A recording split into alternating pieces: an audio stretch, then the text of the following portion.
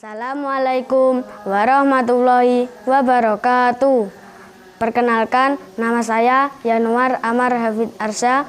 Saya kelas 3 MI Muawanah Ngijo. Saya akan menceritakan tentang kisah Nabi Hud alaihi salam. Kaum Ad. Nabi Hud diutus ke tengah-tengah kaumnya yang sangat durhaka. Mereka adalah suku Ad yang berbadan kuat dan besar. Kaum Ad dikaruniakan tanah yang subur, lengkap dengan sarana irigasi yang baik. Air seolah memancar dari segenap penjuru untuk menyirami dan menyuburkan tanah pertanian dan perkebunan mereka.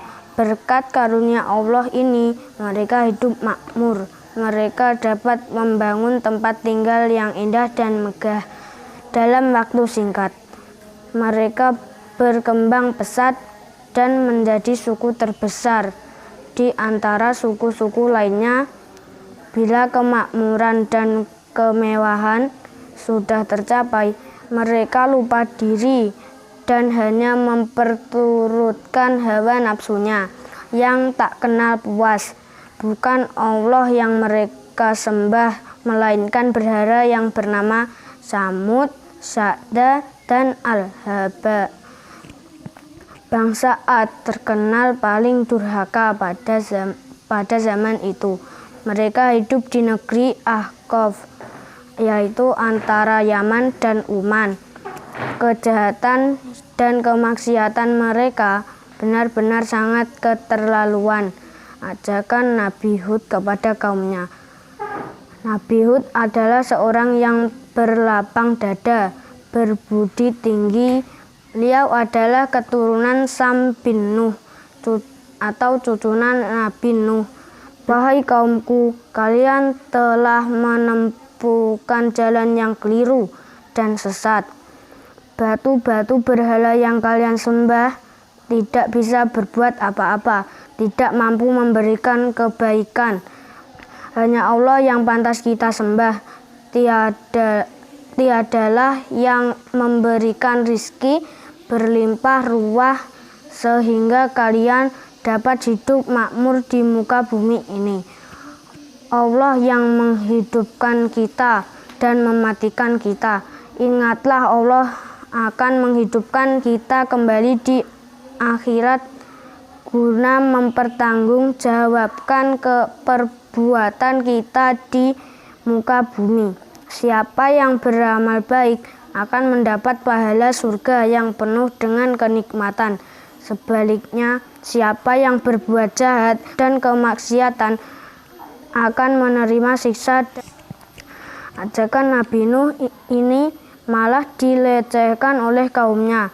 Mereka berkata, "Mana bisa orang yang mati akan dihidupkan kembali? Itu hanya omong kosong dan bualanmu saja. Orang hidup hanya sekali, susah senangnya hanya di muka bumi ini. Kalau sudah mati, sudah tidak ada urusan lagi." Mereka bahkan berani mencerca Nabi Hud dan perbuatannya makin keterlaluan. Mereka tidak mau menerima Nabi Hud sebagai utusan Allah, bahkan mengejeknya sebagai orang bodoh, tidak berakal.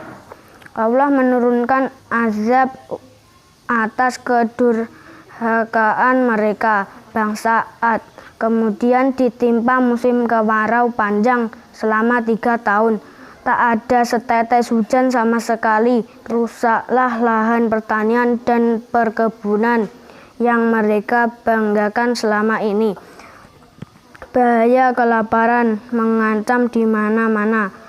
Dalam keadaan demikian, Nabi Hud masih berkenan memberikan peringatan kepada kaumnya. "Hai kaumku, mohon ampunlah engkau kepada Allah dan bertaubatlah kepadanya. Niscaya Dia menurunkan hujan yang sangat deras atasmu, dan Dia menambahkan kekuatan. Janganlah kamu berpaling dengan berbuat dosa." Tapi peringatan Nabi Hud itu malah ditentang keras oleh mereka. Hei Hud, kamu tidak mendatangkan suatu bukti yang nyata, dan kami sekali-kali tidak akan meninggalkan sembahan-sembahan kami karena perkataanmu. Kami sama sekali tidak akan mempercayai kamu. Memang hanya sedikit dari kaum Ad yang mau beriman dan menjadi pengikut Nabi Hud. Selebihnya mereka tetap dalam kekufuran dan kedurhakaan. Akibatnya sungguh mengerikan. Angin kencang itu mampu merobohkan bangunan gedung yang menjulang tinggi dan membinasakan hewan ternak serta kaum Ad yang ingkar. Semua berantakan, tak seorang pun dari kaum yang durhaka itu tertinggal. Semua rata dengan tanah. Itulah azab bagi mereka yang mendustakan utusan Allah. Demikian kisah ini saya sampaikan. Semoga ada manfaat yang bisa dipetik. Wassalamualaikum warahmatullahi wabarakatuh.